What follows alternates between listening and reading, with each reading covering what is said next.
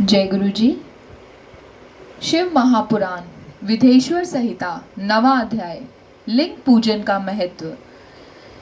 नंदिकेश्वर कहते हैं, ब्रह्मा और विष्णु भगवान शिव को प्रणाम कर चुपचाप उनके दाएं बाएं भाग में खड़े हो गए। उन्होंने पूजनीय महादेव जी को श्रेष्ठ आसन पर बैठाकर पवित्र वस्तुओं से उनका पूजन किया। दीर्घ काल तक स्थिर रहने वाली वस्तुओं को पुष्प वस्तु तथा अल्पकाल तक टिकने वाली वस्तुओं को प्राकृत वस्तु कहते हैं। हार, नुपुर, कियूर, किरीट, मणिमय कुंडल, यज्ञोपवीत उत्तरीय वस्त्र, पुष्पमाला, रेशमी वस्त्र, हार, मुद्रिका, पुष्प, तांबुल, कपूर, चंदन एवं अगरू का अनुलोप, धूप, दीप, श्वेत छत्र, व्यंजन, ध्वजा, च्वर तथा अनेक दिव्य उपहारों द्वारा जिनका वैभव वाणी और मन की पहुंच से परे था, जो केवल परमात्मा के योग्य थे, उनसे ब्रह्मा और विष्णु ने अपने स्वामी महेश्वर का पूजन किया। इससे प्रसन्न होकर भगवान शिव ने दोनों देवताओं से मुस्कुराकर कहा, पुत्रों, आज तुम्हारे द्वारा की गई पूजा से मैं बहुत प्रसन्न हूँ।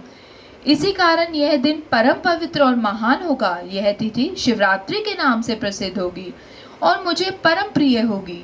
इस दिन जो मनुष्य मेरे लिंग अर्थात निराकार रूप को मेरी मूर्ति अर्थात साकार रूप की दिन रात निराहार रहकर अपनी शक्ति के अनुसार निश्चल भाव से यथोचित पूजा करेगा, वह मेरा परम प्रिय भक्त होगा। पूरे वर्ष भर निरंतर मेरी पूजा करने का जो फल मिलता है, वह फल शिवरात्रि को मेरा पूजन करके मनुष्य तत्काल प्राप्त कर लेता है। जैसे पूर्ण चंद्रमा का उदय समुद्र की वृद्धि का अवसर है, उसी प्रकार शिवरात्रि की तिथि मेरे धर्म की वृद्धि का समय है। इस तिथि को मेरी स्थापना का मंगल में उत्सव होना चाहिए। मैं मार्गशीर्ष मास में आद्रा नक्षत्र से युक्त पूर्णमासी या प्रतिपदा को ज्योतिर्मय स्तंभ के रूप में प्रकट हुआ था।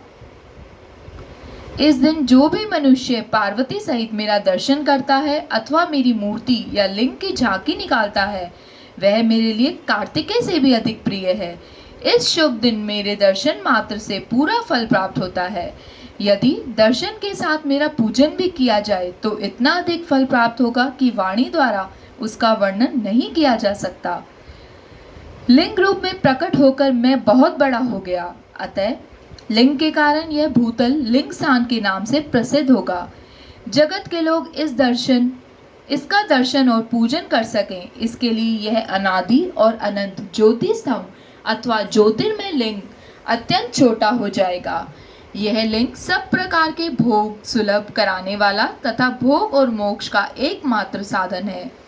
इसका दर्शन, स्पर्श और ध्यान प्राणियों को जन्म और मृत्यु के कष्ट से छुड़ाने वाला है। शिवलिंग के यहाँ प्रकट होने से यहाँ इस स्थान का नाम अरुणाचल होगा। यहाँ बड़े बड़े तीर्थ होंगे। इस स्थान पर रहने या मरने से जीवों को मोक्ष प्राप्त होगा। मेरे दो रूप हैं, साकार और निराकार। पहले मैं स्तंभ रूप में प्रकट हुआ, फिर अपने साक्षात रूप में। ब्रह्म भाव मेरा निराकार रूप है तथा महेश्वर भाव मेरा साक्षात रूप है। ये दोनों ही मेरे सिद्ध रूप हैं। मैं ही परब्रह्म परमात्मा हूँ। जीवों पर अनुग्रह करना मेरा कार्य है। मैं जगत की वृद्धि करने वाला होने के कारण ब्रह्म कहलाता हूँ। सर्वत्र स्थित होने के कारण मैं ही सबकी आत्मा हूँ। सर्ग से लेकर अनुग्रह तक जो जगत संबंधी 5 कृत्य हैं, वे सदा ही मेरे हैं। मेरी ब्रह्म रूपता का बोध कराने के लिए पहले लिंग प्रकट हुआ, फिर अज्ञात ईश्वर तत्व का साक्षात्कार कराने के लिए मैं जगदीश्वर रूप में प्रकट हो गया। मेरा सकल रूप मेरे ईश्वर तत्व का और निष्कल रूप मेरे ब्रह्म स्वरूप का बोध कराता है। मेरा लिंग मेरा स्वरूप है और मेरे सामीप्य की प्राप्ति कराने वाला है। मेरे लिंग की स्थापना करने वाले मेरे उपासक को मेरी समानता की प्राप्ति हो जाती है तथा मेरे साथ एकत्व का अनुभव होता है और वह संसार सागर से मुक्त हो जाता है। वह जीते जी परमानंद की अनुभूति करता हुआ शरीर को त्याग कर शिवलोक को प्राप्त करता है, अर्थात मेरा ही स्वरूप हो जाता है। मूर्ति की स्थापना लिंग की अपेक्षा गौण है। यह उन भक्तों के लिए है जो शिव तत्व के अनुशीलन में सक्षम नहीं है। विधेश्वर संहिता 9वां अध्याय समाप्त। जय गुरु जी।